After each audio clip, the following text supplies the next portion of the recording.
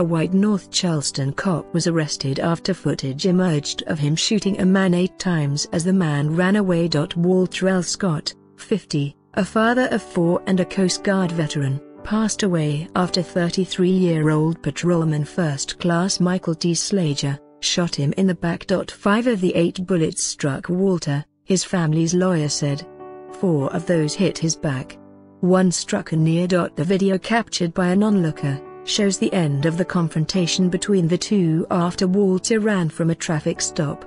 It was the first bit of proof contradicting a statement Slager presented earlier this week through his lawyer. The U.S. Department of Justice stated that FBI investigators would collaborate with the state law enforcement division that normally probes cops involved in shootings in South Carolina, and the Attorney General of the state to investigate any civil rights violations in the death of Scott. Keith Summey, who is North Charleston mayor, said during a news conference that Officer Slager had made a bad decision.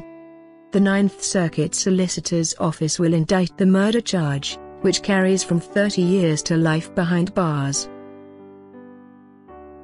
The police department that has 343 sworn cops has fought allegations previously that excessive patrolling strategies had unjustly targeted underprivileged, predominantly black communities.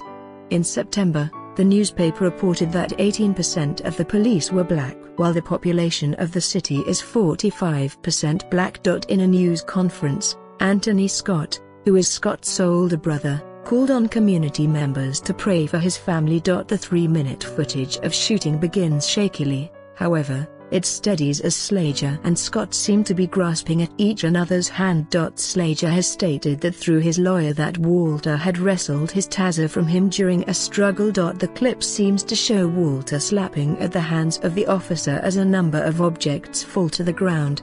It is not clear what the items are. Walter begins running away.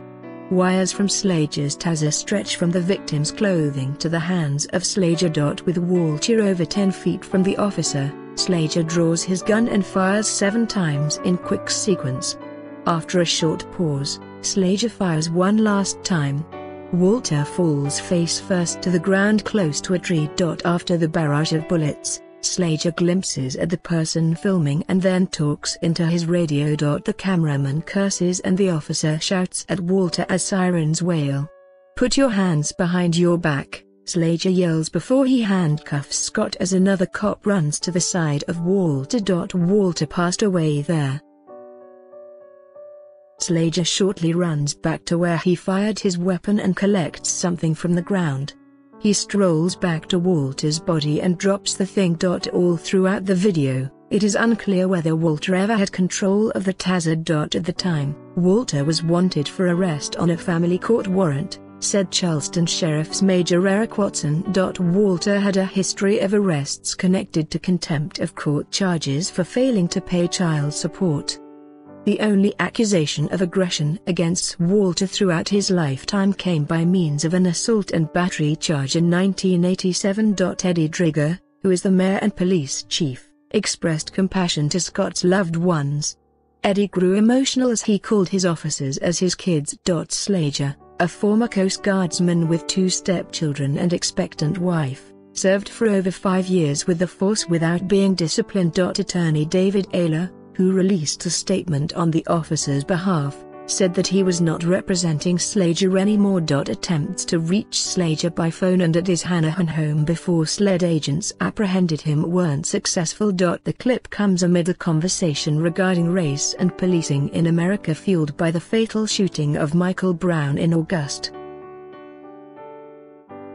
Michael, who is black, was unarmed at the time, but bystanders said he got into a struggle with Officer Darren Wilson, who is white and was shot during the confrontation. Although a grand jury didn't find any reason to charge Darren, the shooting set off demonstrations, a few of which became violent. A Black Lives Matter movement inspired discussion regarding whether cops county-wide resort to lethal force too fast against black men. North Charleston community leaders stressed the importance of calm in the aftermath of Walter's death. Pastor Thomas Dixon, a community campaigner, said that he is worried regarding outsiders coming into the community to rouse violent behavior. He said the outcry of rage oftentimes results in tearing down our communities, and sentiments must be directed to something more helpful than violence. Slager's department said he pulled over the Mercedes-Benz sedan close to Remount and Craig Roads as it had a broken brake light. However, at some point, Walter ran off with the officer chasing him on foot. Walter's passenger remained with the car. During the 21 minutes after the fatal shooting until the end of the clip, the backup cop lifts Walter's shirt to examine his wounds. Cops have said, though, that they attempted desperately to save Walter until paramedics arrived. The footage concludes with Slager standing beside Walter, who was still face down and checking the pulse of the dying man.